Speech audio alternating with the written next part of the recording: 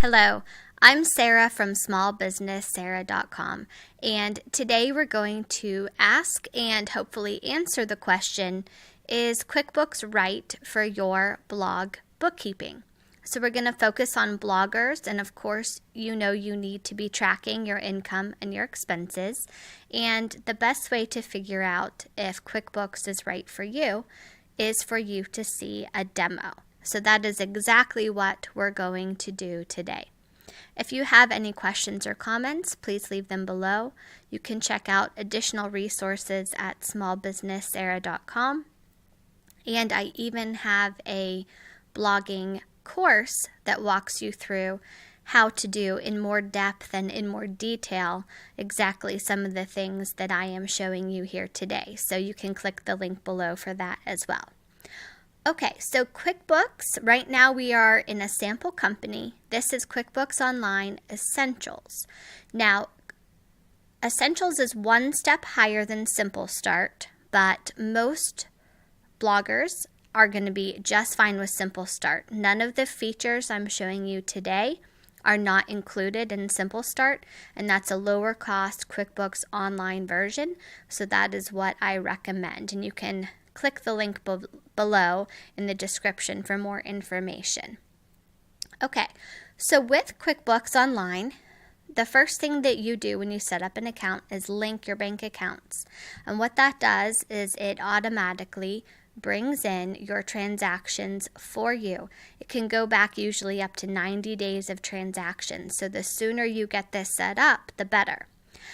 One thing I would like to say is that it is very important, whether you use QuickBooks or not, to establish separate business checking and or credit card accounts and or PayPal accounts for your business transactions. That is hugely important to keep it separate from personal. So if you haven't done that yet, just stop where you are and get those separate business financial accounts established. Now, one of the great things about QuickBooks is that you can customize it to your business. I'm going to show you how to customize your chart of accounts, or what that looks like.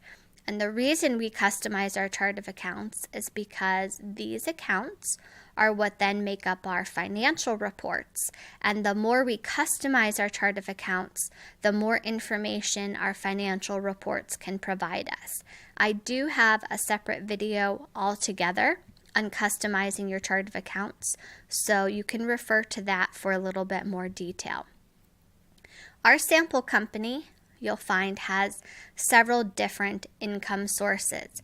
We've got some Etsy sales, some blog income, book sales, and other Etsy sales. So there's several things going on in this sample company. We're going to be focusing on the blog components.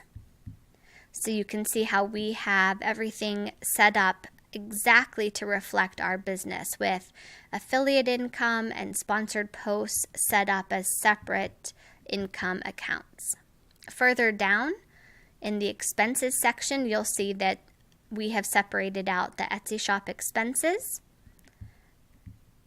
and the blog expenses, as well as the book production expenses, etc.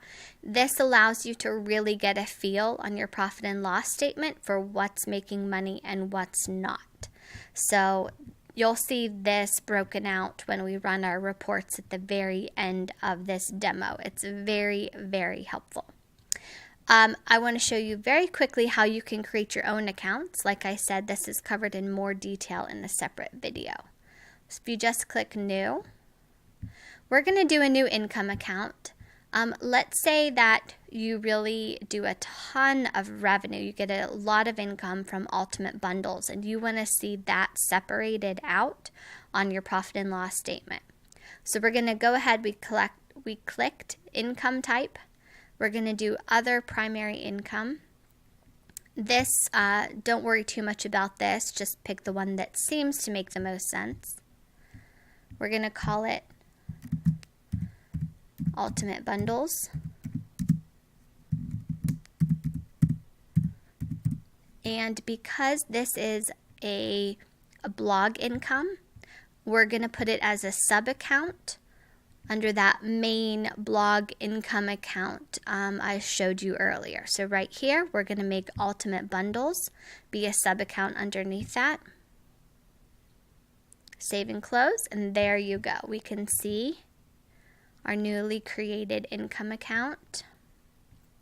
I just passed it up. I always do that.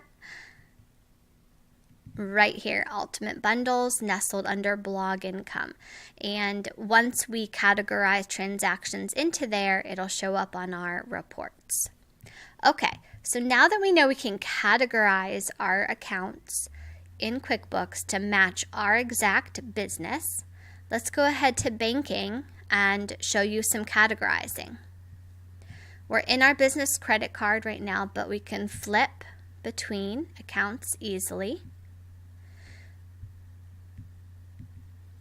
This is basically the bank feed, so we already have our accounts connected, and all of the new transactions get downloaded into QuickBooks.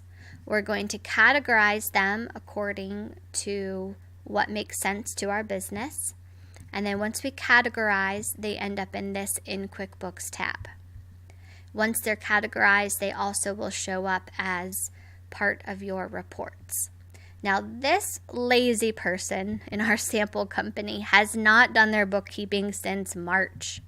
We're just going to focus on some of these transactions that are related to a blogger, but you'll see how quickly we can categorize. Let's start with this Thinkific transaction. You'll notice that it is in black. It says uncategorized. So this is a new transaction because it's in black. QuickBooks hasn't seen it before. So we need to categorize it. And Thinkific, as you, I am sure, know, it is a course creation website. So I believe in our expenses here, course expenses, and it is the hosting of our course. So course hosting, and that's where we want to see Thinkific. We're going to go ahead and click Add, and now that transaction has been categorized. If we scroll up, we should run across another Thinkific transaction. Now you will see it is in green, and it is categorized to course hosting. That's because QuickBooks is now memorizing that transaction for us, which makes it really easy. We don't have to click on here or change anything. We simply add. So we can just go merrily along on our way.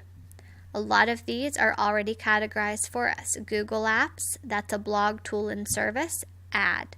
Board Booster, also a blog tool and service, and that is a custom account I've created. Office expenses for QuickBooks, that is certainly correct. Add. We can even select multiple things. Let's see. Bluehost, that would definitely be website. QuickBooks again is office. Once again, up here we have the course hosting. That's the course hosting expense, that's correct. Quill is office supplies. QuickBooks again is office supplies. We'll add this QuickBooks as well, and this Thinkific as well. We'll click Batch Actions, and we'll accept all of those transactions.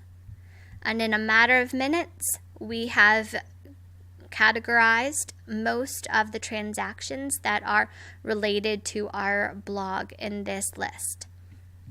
A couple of others. This one, although it's not green, that is correct. We do want Tailwind to go to Blog Tools and Services. The payee has not been added yet, so we will simply add the payee right here on this screen. By adding the payee, it allows you to run vendor reports later, which can be helpful.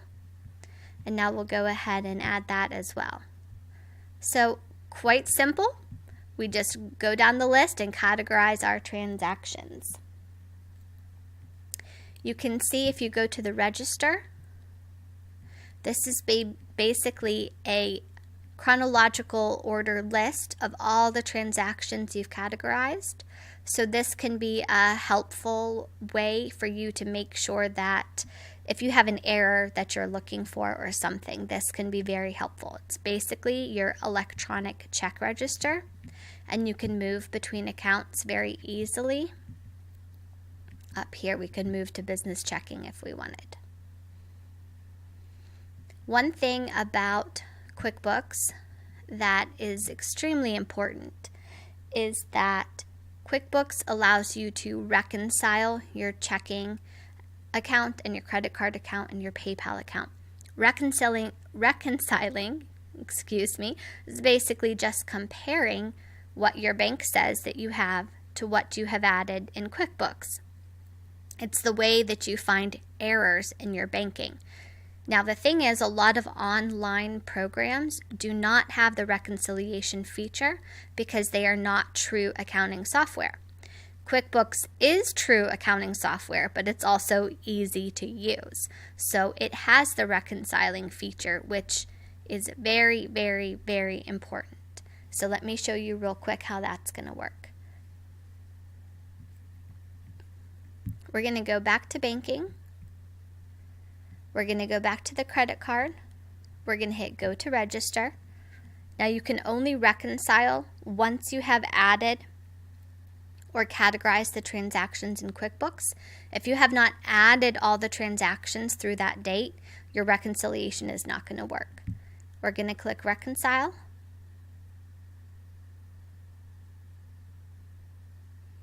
And after the computer thinks, we'll come to this screen.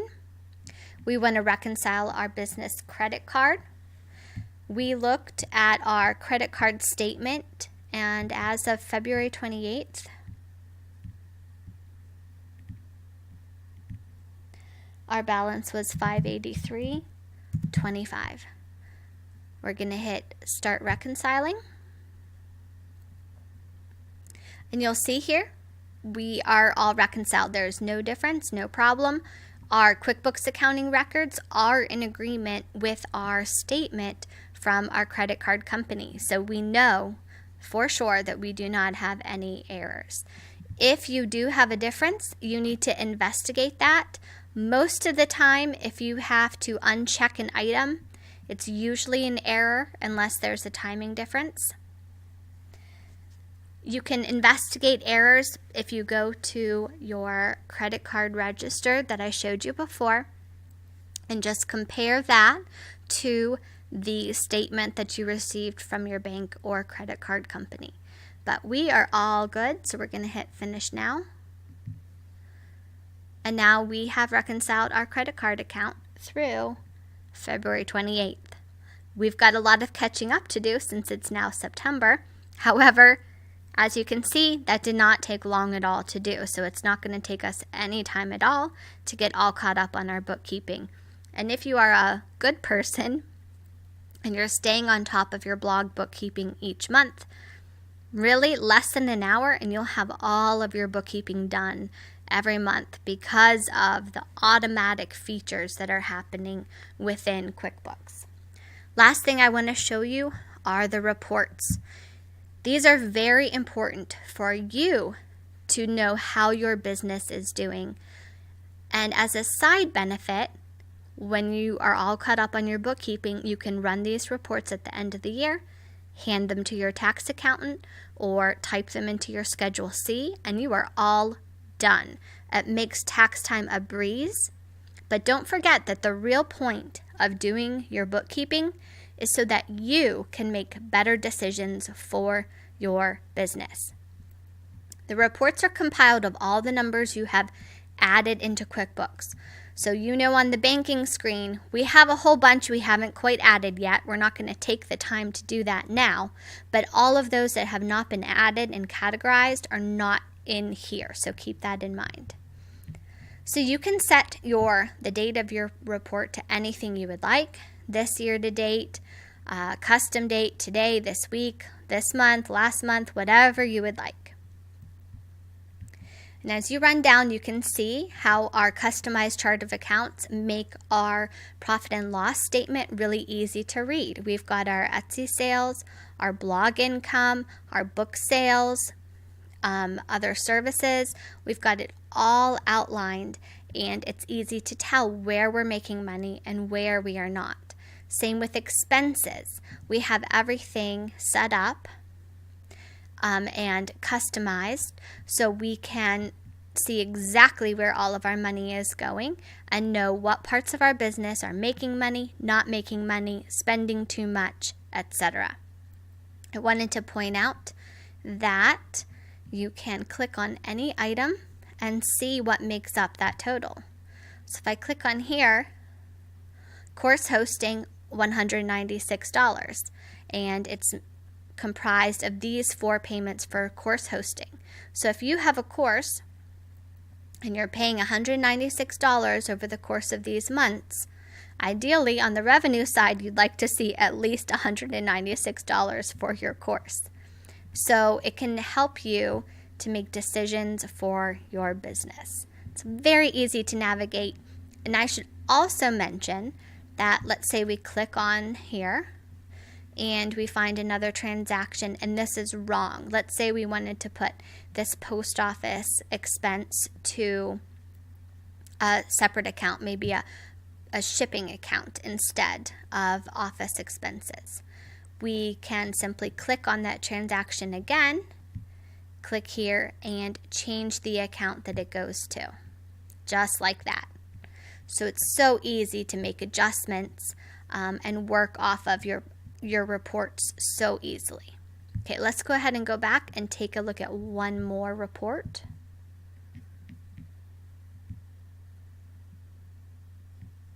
And that's the balance sheet. The profit and loss shows you your income and expenses over a period of time. A balance sheet is as of a certain date. So you can see your assets and liabilities as of a certain date, including you can run the report to show you how much sales tax you need to pay to your state agency for that quarter or for that half of the year. That's if you're recording the sales tax in QuickBooks as you go along. But that's an important step to do. It makes that reporting super easy as well. So I hope you can see. I hope this short demo really showed you what QuickBooks could do for your blog bookkeeping. The ease of categorizing transactions, the automatic features of the bank feed. And then, of course, the reports to help you actually make better decisions in your business. If you have a question or a comment, please feel free to leave that below. Like the video if it was helpful, and subscribe if information like this is helpful to your business. As I mentioned earlier, I have a blog bookkeeping course that walks you through bookkeeping within QuickBooks Simple Start for bloggers, specifically on a more detailed level. You can find that link below. Also, if you would like your free small business startup checklist, there is also a link for that below. Lots of links below, plenty to explore. I'm here to help very small business owners, bloggers, Etsy sellers, virtual assistants get a handle on their bookkeeping because it makes your life so much easier. So like I said, send me a question, drop me a comment. I would appreciate it. Thanks so much. Have a great day.